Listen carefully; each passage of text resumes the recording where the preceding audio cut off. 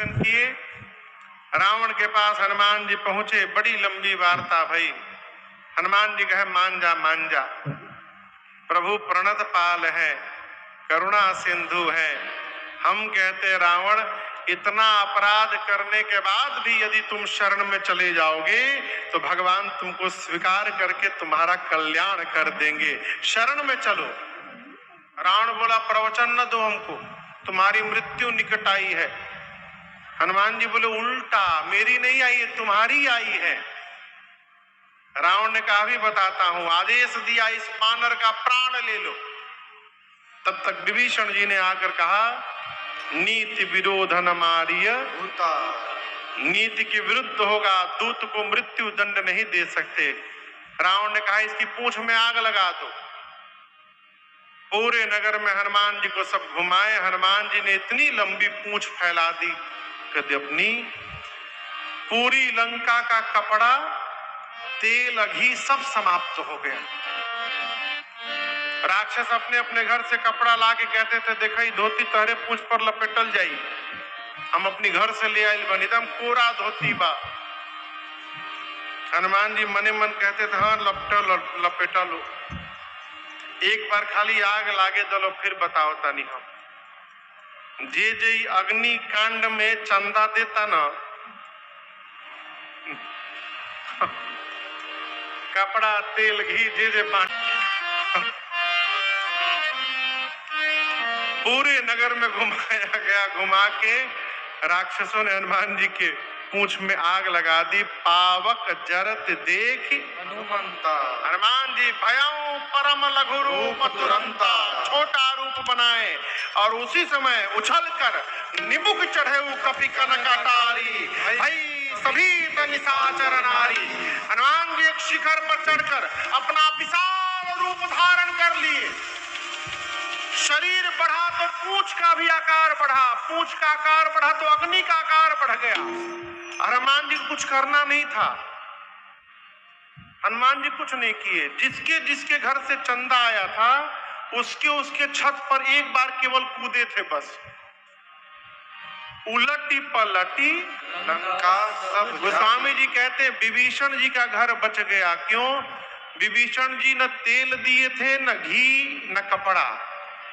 हनुमान जी सोचे जब चंदा दिए नहीं तो प्रसादी क्यों दिया जाए इनको। एक विभीषण कर गृहनाई, पूरी लंका पिघल गई। समुद्र में कूदकर अग्नि को शांत करके हनुमान जी मां के पास गए। मां से चूड़ामणि लेकर के अब पहुंचे हैं राम जी के पास। 12:30 बज गए लोग, हमार घड़िया बंद नहीं के भइल ना, 12:30 होता है। जी प्रभु शीघ्र करिए, सीता कै अति विपत्ति विशाला, बिनहि कहे भल दीन दयाला। प्रभु माँ जिस विपत्ति में है उसको बताया नहीं जा सकता है नाथ, इसलिए विलंब न करिए। राम जी बड़े प्रसन्न भय। राम जी ने हनुमान जी को हृदय से लगाया और पूछा हनुमान ये बताइए रावण की लंका को आपने कैसे जला दिया, कैसे समुद्र पार कर लिए? हनुमान जी बोले मैंने नहीं किया, फिर किसने किया?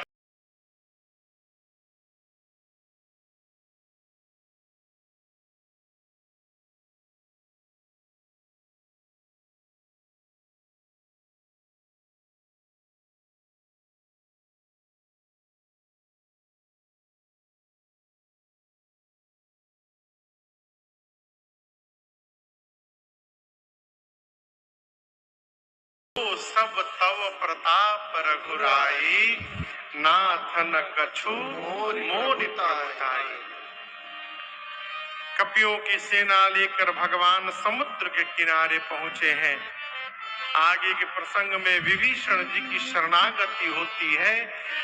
जैसे विभीषण जी भगवान के पास रावण के मारने के बाद आते हैं, भगवान ने तुरंत समुद्र का जल मंगाकर विभीषण जी का राज तिलक करते हुए लंका का राजा घोषित कर दिया। भगवान ने पूछा समुद्र कैसे पार किया जाए? विभीषण जी ने कहा प्रभु ये समुद्र, इनका एक नाम है सागर। ये आपके कुल के श्रेष्ठ हैं, मेरी मानिए तो आप इनसे मार्ग के लिए प्रभु प्रार्थना करिए। लक्ष्मण जी राम जी को बगल में ले जाकर कहे, क्या कौन हजारों सागरों को सोखने की शक्ति आपके एक बाण में है। प्रभु मैं कहता हूं निकालिए बाण, सोख लीजिए, प्रार्थना क्यों करना। भगवान बोले लक्ष्मण जी से मैं करूंगा वही जो आप कह रहे हो, लेकिन विभीषण अभी नए नए आए हैं, 2-3 दिन इनकी बात मानने दो, नहीं तो चले जाएंगे। ये नीति भगवान ने रखी, प्रार्थना में बैठ गए। इसी बीच विभीषण जी के पीछे कुछ गुप्तचर आए थे, सुख और सारण, पकड़े गए।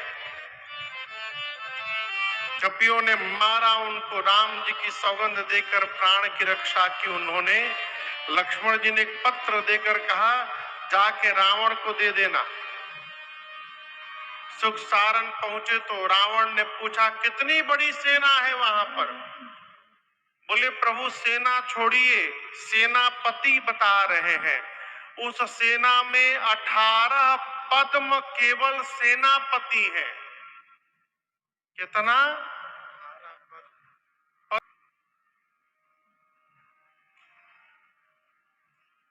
किसको किसको पद्म मालूम है?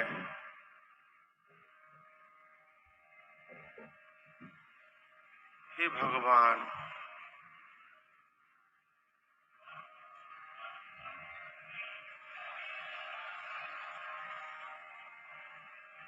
वो पद्म श्री पद्म भूषण ना है।